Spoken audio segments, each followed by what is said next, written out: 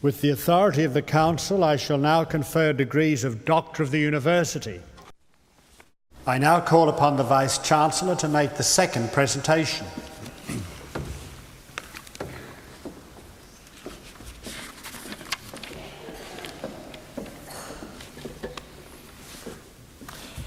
Chancellor, the Council of the University has resolved to award the degree of Doctor of the University to Mr. Charles Osborne.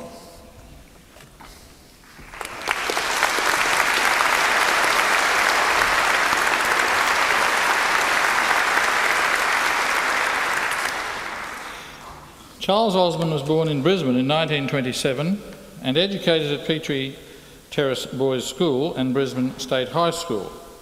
As a schoolboy, he developed a strong interest in music and literature.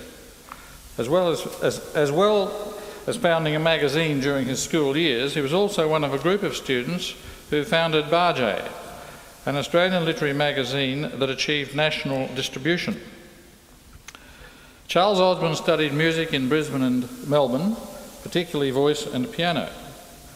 He first wanted to be a concert pianist, then a singer, and finally an actor. With opportunities so few in these fields, he opened the Ballad Bookshop with the poet Barry Reed in Adelaide Street in 1947.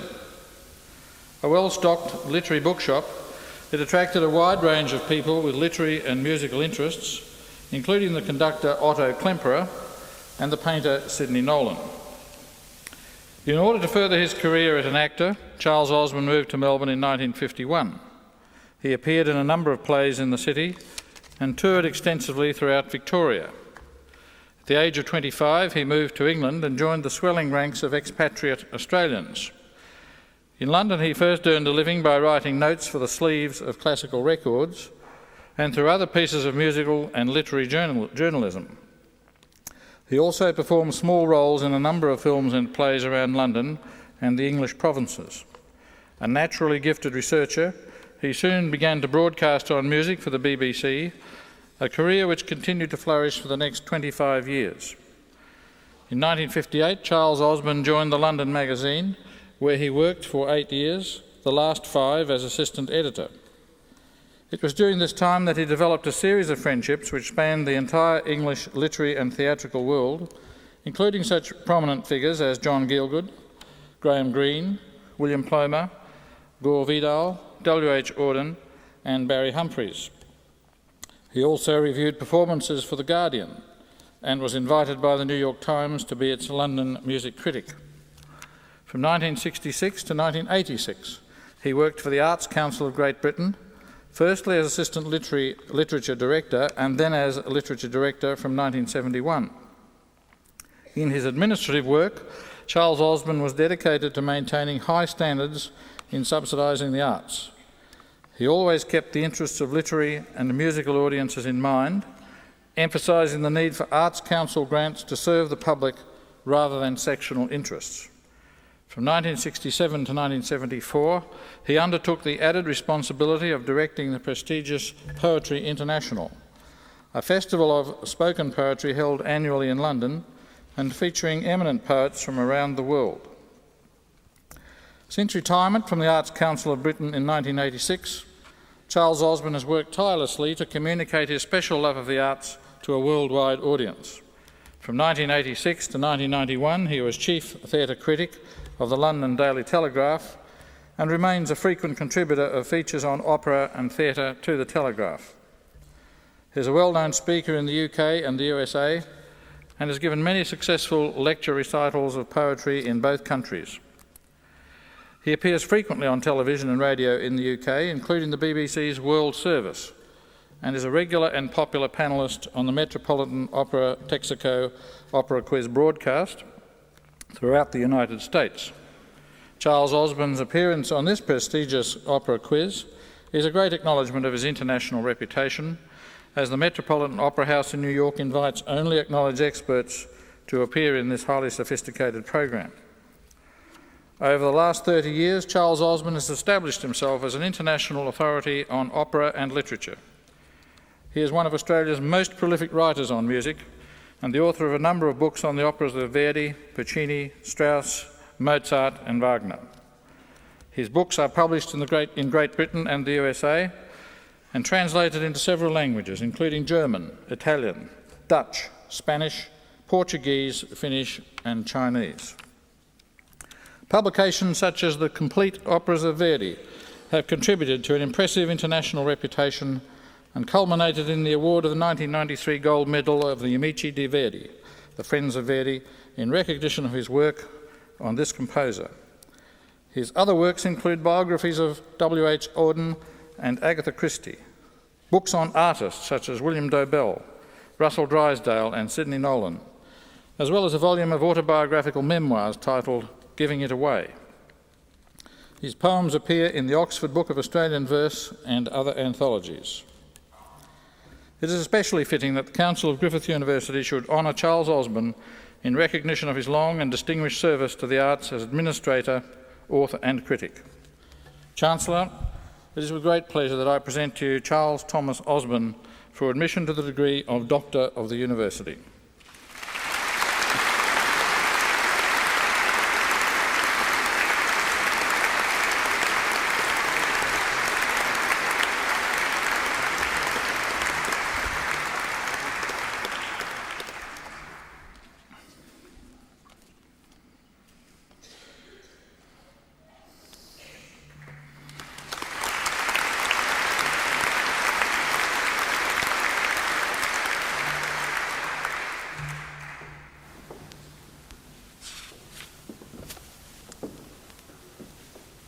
I now call upon Charles Osborne, Doctor of the University, to deliver an occasional address.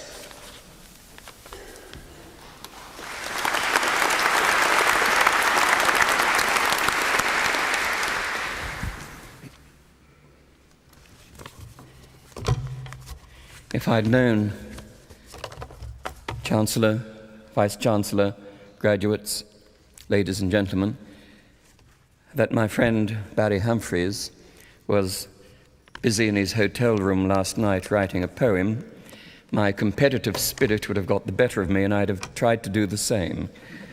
Fortunately for you all, I didn't know that.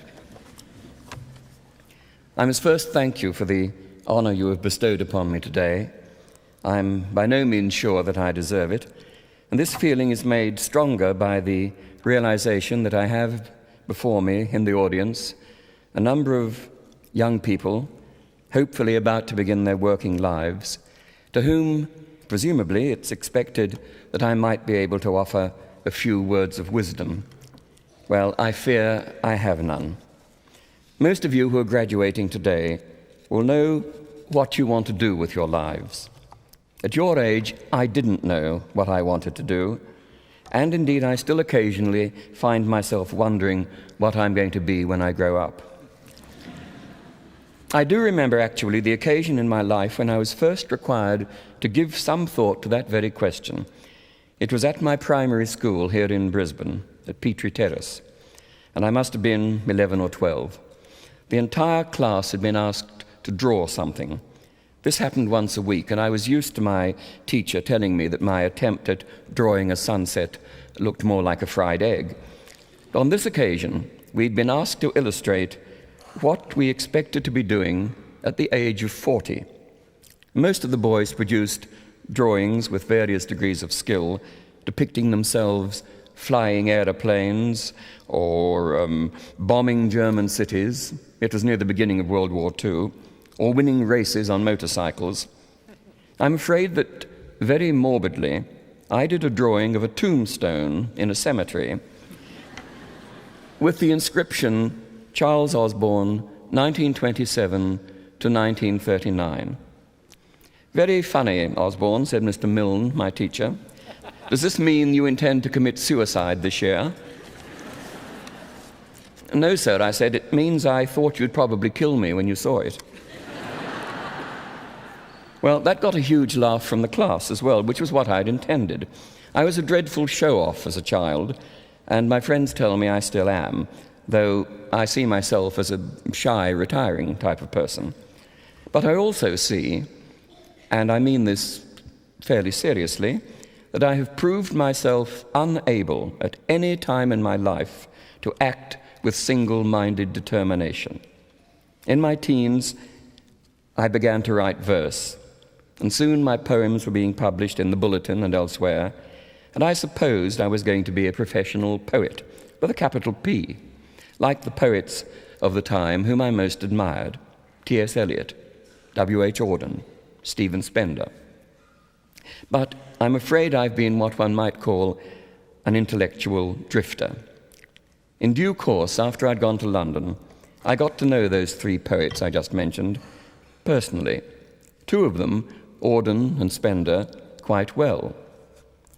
Had I known then that many, many years later, not only would I become the friend of Barry Humphries, but that Barry would become the son-in-law of Stephen Spender, I might have given Stephen some warning of the fact. However, I discovered that none of these three excellent, famous poets actually made his living by the writing of poetry alone.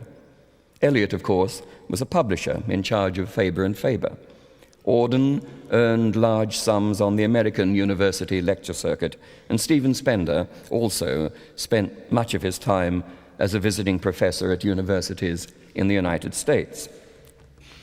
While I was still in Australia, I drifted into becoming an actor, by accident really, and I found, even though I wasn't very good at it, that it was one way, indeed the only way at the time, that I could earn a living. And that enabled me to save the money to go to Europe, which I did because in the Australia of those days, the early 50s, the literary world was a very small one, and so was the musical world. There were very few jobs on offer, and I decided by this time that I was not simply a poet, nor even a poet who was also an actor, but that I was a poet who made a living as an actor, who wanted to write literary criticism, and who loved music and wanted to write about that as well, especially opera. Not so much a specialist, therefore, more a jack of all trades. And you know how that description continues. I feared I would indeed be a master of none. And had I been getting a degree this evening as an M.N., Master of None, I would not have been at all surprised. There was no permanent opera company in Australia in those days, and I went abroad because I needed to see, not just to hear on gramophone records, but to see on the stage where they belonged, the operas of Mozart, Wagner, Verdi, Puccini, Strauss, Britten, Berg, operas which today you don't have to leave Australia to see. And in due course, I began to write books about them. I went on writing and publishing my poems, but over the years they became less frequent. I'd given up acting as a profession when I reached the age of 30, because I decided that unless you were really good at it and completely dedicated to it, acting, I'm sorry, Barry, wasn't an appropriate job for adults. Before long, I became known as a writer on music and also on literary subjects. Occasionally, people who knew me as the author of a book on the operas of Verdi would ask me if I were related to the other Charles Osborne, the literary critic. And when I was appointed literature director of the Arts Council of Great Britain, several friends assumed I'd been made music director. I even confused myself sometimes. When the editor of the Daily Telegraph rang me in 1986 to ask if I was interested in becoming that newspaper's chief theatre critic, I said to him, "You mean music critic, don't you?" "No, I don't," he replied, with the result that I spent the next 5 years as a theatre critic. The Australia I left in 1953 was a very different country from the Australia of today. I've seen the changes occurring gradually because I keep returning every 2 or 3 years, not only to see old friends, but also to keep in touch with the place where I spent my first 25 years, the place which shaped me, which formed my attitudes. In a way, I've come to know my country better by living a large part of my life away from it. To see a country, to see any object in the round, one has to move some distance away from it. Before I left Australia, I had no other experience against which to measure it. In the last 40 years, I've come home many times. I can't really claim that I live in 2 hemispheres, the northern and the southern, but I do by now realize that I would never want to be permanently deprived of either. It occurs to me that when I was younger, I derived more pleasure from poetry than from prose. Now it tends to be the other way around. I find the novel one of the most richly satisfying of all art forms. I'm fond of quoting Jane Austen's sardonic defense of fiction, when one of her characters, asked what she is reading, replies, "Only a novel." "Only a novel," the authorial voice of Jane Austen comments. "Only some work in which the most thorough knowledge of human nature, the happiest delineation of its varieties, the liveliest effusions of wit and humour are conveyed to the world in the best chosen language." It's for these reasons that I'm a fiction omnivore.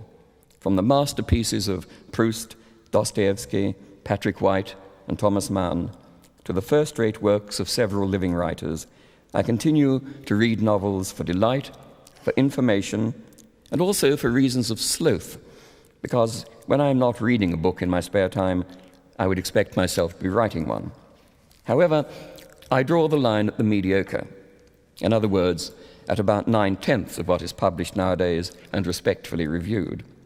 With Henry James, I share the belief that the only obligation to which in advance we may hold a novel without incurring the accusation of being arbitrary is that it be interesting. Giuseppe Verdi expressed the same thought differently. In operatic composition, he said, "The boring is the worst of all styles." I thought I should say something today about politics, but it's a subject I don't care for very much. What's so distasteful about politics is that it thinks it's so important. It seeks to dominate our lives, whereas ideally it should occupy no more than 0.5% of our waking hours. It should be the mechanics of life, not the whole of life. And the world of politics, as my friend Mr. Humphreys, Dr. Humphreys, I beg his pardon, has pointed out, the world of politics is full of such awful people. Until the collapse of communism a few years ago, and to a certain extent this still applies today, the world was divided into countries which were like clubs in the sense that they were difficult to get into, and countries which were like prisons because they were difficult to get out of. I know which I prefer. To my fellow liberals, with a small L I hasten to add, to my fellow liberals contemplating the various moral dilemmas thrown up by the modern world, I offer the words of Tolstoy, who wrote, "The antagonism between life and conscience may be removed in two ways, by a change of life or by a change of conscience." The inadequacy of the terms left and right in politics is revealed if one stops thinking of them as being positions at opposite ends of a straight line. The line is not straight. It is shaped into a circle, and where the left and right ends meet, there you find communism and fascism meeting. Both are systems based on oppression. Who is oppressor and who oppressed is important only to those directly involved. If you're being held in prison without trial, it doesn't matter whether your captors are men of the right or men of the left. A bully is a bully, whatever his political color. The more politically committed of my friends and acquaintances tend to have very selective sympathies, but I was never able to indicate a preference between, for example, South Africans persecuting blacks and Russians persecuting Jews. To my mind, nobody should be persecuting anybody. As for the admittedly less important question of the arts being politicized, when people tell me about the need for the working classes to have their own community arts, to replace the upper-class fraudulence of the high arts, and believe it or not, one hears a lot of this kind of thing from arts bureaucrats all over the world. I like to quote the American radical labor leader Bill Haywood, who said, "Nothing is too good for the proletariat." The gist of my message is, I feel very strongly that in politics, pragmatists are infinitely preferable to dogmatists. There are those who think it monstrously unfair that some individuals should have more artistic talent than others. People who fulminate against the notion of an artistic elite often think they're being democratic, as though democracy, which is the least unfair and therefore the most admirable system of government so far devised, as though democracy could possibly have the slightest relevance to excellence in the arts. Democracy can do many admirable things, but it cannot vote a bad poet into being a good one. The joke once made by the great conductor Arturo Toscanini, whose democratic credentials were impeccable, needs to be repeated every so often. In life, he said, democracy. In art, dictatorship. Now, I suppose that most of what I've said will have been of more interest to students of the humanities than to those of you who have been engaged in Asian studies. What can I say about Asia other than that I'm sorry, but I don't believe it exists. I know that such countries as China, Korea, Japan, Malaysia, and Thailand exist because I visited them all briefly. But having said that, when the present Australian Prime Minister, Mr. Keating, tells us we are part of Asia, I have to say this is patently untrue. In any case, the concept of a single entity called Asia is to me meaningless. There is no such place. There are a number of disparate countries, most of whom dislike one another intensely, rather like Europe, really, and the European community of nations at one another's throats. Fortunately, I doubt if anyone in the separate countries of Asia takes us Australians seriously as Asians. But I must finish soon, and I haven't said anything of the slightest use to you so far. Well, let me end with two pieces of advice. The first comes in the form of an anecdote, and it's specifically addressed to those of you who decide to adopt writing as a profession in whichever discipline you are adept. A few weeks ago in London, I took part in a BBC radio program called Quote Unquote, in which a panel of 4 well-known people are asked, amongst other things, to identify various quotations, which are read out by an actor. Now, I've been on this show more than once, so I'm used to playing that particular game. But this time, the quotation I was asked to identify went something like this. If 9/10 of the poets now writing had been strangled at birth, the cost to literature would not have been great. Now, Charles Osborne, said the presenter of the program, who wrote that? Well, I'm not sure, I said. It sounds familiar. I think it's probably a female writer of the 30s. I'd say Rebecca West. I'm sorry, you're wrong, Charles Osborne. It's something you wrote yourself 10 years ago in your volume of memoirs. Now, the moral of that story and the advice I pass on to you is that writers, like liars, must be sure they have good memories.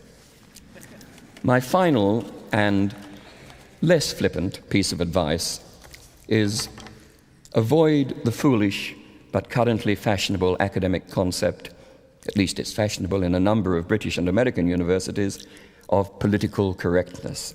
You know what I mean. For one thing, the assumption that you are somehow being fairer to men and women by pretending that the two sexes don't differ from each other in any way, and that even to mention someone's gender is somehow improper. The Town Council of Plymouth in England, and this is perfectly true, recently voted to ban the word manager on the grounds that it included the syllable man. And a university in the north of England, the University of Central Lancashire, won't allow members of its staff to refer to my wife or my husband, because my is a possessive pronoun. And so if a male professor says my wife, he is suggesting that he owns her. Presumably if she says my husband, she thinks she owns him. Political correctness would be extremely sinister if it weren't so ludicrous. Have nothing, I beg you, have nothing to do with it. If you heed Hamlet's advice to Polonius, you'll find yourself behaving fairly to all, which is what matters. You'll remember that Polonius offered to treat the visiting actors according to their desert, and Hamlet replied, use every man after his desert, and who should escape whipping? Use them after your own honor and dignity. The less they deserve, the more merit is in your bounty. Thank you.